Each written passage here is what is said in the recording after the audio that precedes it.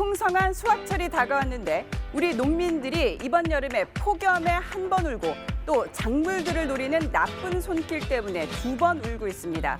값비싼 5년근 인삼만 훔쳐온 50대 남성이 경찰에 붙잡혔는데 들키지 않기 위해 우통까지 훌러덩 벗었다고 합니다. 세 분과 함께 자세한 얘기 나눠봅니다. 안녕하세요. 안녕하세요. 네, 배태호 차장, 범행 당시의 영상을 보면요. 공포 영화 뺨치게 정말 섬뜩했다고 합니다. 도대체 어떻게 훔쳤길래 이런 말이 나오나요? 예, 그 CCTV가 발견했는데 한번 보시죠. 지금 나오고 있는데 이렇게 지금 사람이 걸어갑니다. 근데 우통을 옷을 입지 않았어요. 아까 그렇네요. 나온 장면에 그 옷을 입지 않고 그다음에 곡괭이를 메고 가는 모습이 포착됐습니다. 그러니까 이 한밤중에 이렇게 옷을 하나도 입지 않고 곡괭이를 들고 가니까 굉장히 좀 공포 영화스럽다. 그렇네요. 이렇게 좀 보고 있는 거죠. 이 사람은 지난 그 3월부터 6개월 동안 늦은 밤에만 이렇게 그 아산, 천안 지역 등을 돌면서 16차례에 걸쳐 인삼 750kg을 훔쳤습니다. 시가 약 1억 원 상당이라고 하는데요. 아산에서 가장 많이 훔쳤는데 한 밭에서는 9번에 걸쳐 6,700만 원어치나 훔쳤습니다. 그러니까 인삼이라는 게 사실 뭐 1, 2년 키워서 되는 게 아니지 않습니까? 그렇죠. 그래서 보통 6년근 인삼을 가장 값비싼 인삼으로 치는데 이 사람은 이렇게 이 5년 넘은 인삼을 훔치다 보니까 이 인삼밭 주인들이 굉장히 정말 허탈했다라고 합니다. 네. 그래서 김성수 평론가님, 아니 옷 입고 훔치지 이렇게 숭하게 옷을 벗었을까요? 뭐 일단 이 피의자가 얘기하기는 옷을 입고 있으면 주인 눈에 오히려 확 띌 수가 있고 저게 더 띄는데요. 그리고요. 또 지금 그 굉장히 폭염이 심했잖아요. 그 열대야가 굉장히 심했고 더워서. 그런데 그때 옷 입고 있으면은 뭐 계속 땀이 나고 하니까 그게 굉장히 번거로웠다는 거예요. 그래서 옷을 벗고 했다는데 요즘에는 그 CCTV에서 이제 그 특히나 옷 차림 같은 경우는 특정하기가 쉽습니다.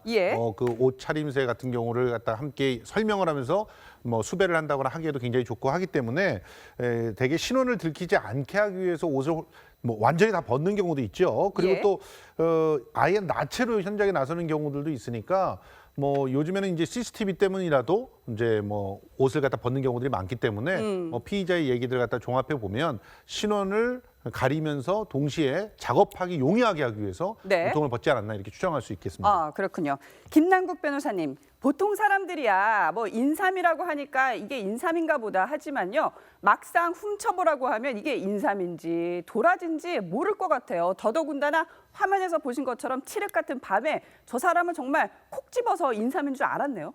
네, 맞습니다. 그래서 이 피의자가 매우 계획적으로 범행을 한 것이 아니냐라는 의심을 갖고 있습니다. 왜냐하면 이 밤에 야간에 인삼에 딱 해가지고 사실은 5년 이상, 6년근 이상 굉장히 값어치가 있는 인삼만을 캤다라고 하고 있기 때문에 아마도 먼저 사전 답사를 통해 가지고 범행 대상인 자기가 5년근 이상의 인삼만을 범행을 하겠다라는 그 범행 대상을 먼저 사전을 답사한 것으로 생각이 됩니다. 그리고 이제 이 사람의 어떤 그 경력을 좀 살펴보니까 10대 때도 혼자서 이제 뭐 강원도에 약초를 캐러 다닌 적이 있었고 실제 이 약초를 뭐 캐러 다니는 전문 약초꾼을 따라서 어떤 약초가 값어치가 되고 심지어는 어떻게 해야지 이걸 손상하지 않고 값이 비싸게 캐낼 수 있는지 이러한 방법들을 익혔다라고 합니다. 그래서 아마도 이분이 지금 6개월간 3월부터 6월까지 이렇게 절도를 했다라고 하는데 아마 그 이전에도 뭔가 다른 지역의 피해 사례도 분명히 있을 것으로 생각이 됩니다. 그러니까 한마디로 꾼이었네요, 꾼. 그런데 영상에서도 지금 포착이 됐지만 이 훔친 인삼을 담은 자루가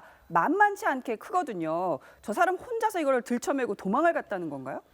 근데 지금 우리가 그 화면에서도 봤지만 마대자루를 어깨에 딱 짊어지고 있는 뒷모습이 완전히 무슨 산타크로스 같은 그런 느낌이지 않습니까? 어마어마한 그 마대자루를 들고 가는데 정말 그 간 큰 절도범이라고 할 수밖에 없는데요.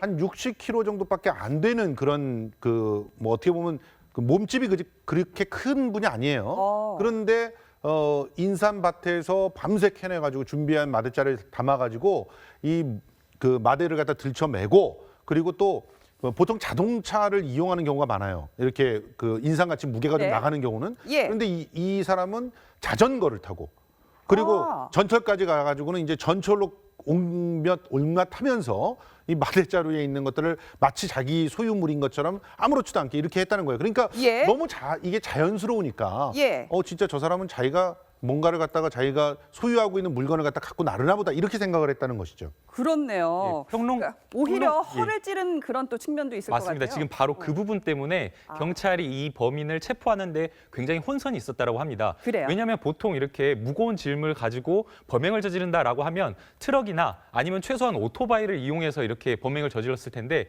이분은 자전거를 타고 했다고 합니다. 예. 그러니까 자전거로 도주하는 사람은 용의선상에서 아예 제외했기 때문에 체포하기가 어려웠고 네. 그다음에 이제 아마 이 사람이 자전거를 왜 탔는가를 생각을 해보면 예. 이 범행 대상 지역이 대부분 인가에서 굉장히 좀 떨어진 곳입니다. 그리고 심야에 이 범행을 저지르기 때문에 만약에 심야에 예. 뭔가 외지 차량이 이렇게 와서 인근 야산에 들른다라고 하면 굉장히 의심받기 때문에 그런 의심을 피하기 위해서 지금 이 자전거를 사용한 것으로 생각이 됩니다. 그렇군요. 이렇게 훔친 인삼은 이 시가의 8분의 1 가격에 팔아 헤쳤다고 합니다. 자, 인삼뿐만이 아니라요. 이 가을 수확철이 되면서 농작물을 노리는 절도범들이 기승을 부리고 있습니다. 동네에 이런 사람들 나타나면 한 번쯤 의심을 해봐야 합니다. 먼저 길거리 좌판처럼 정상적인 유통 경로가 아닌 곳에서 싼 값에 파는 사람들, 그리고 평소에 못 보던 외지인이 뭐 주위를 두리번거린다든지 조금 수상하고 의심스러운 행동을 할 때입니다. 그리고 또 못 보던 차량을 목격을 했을 때는 경찰에 신고할 필요가 있다고 합니다. 자, CCTV나 경보기를 설치한다든지 외부 차량의 차 번호를 기록하는 것도 또 절도 예방에 도움이 된다고 하니까 참고하시면 좋을 것 같습니다.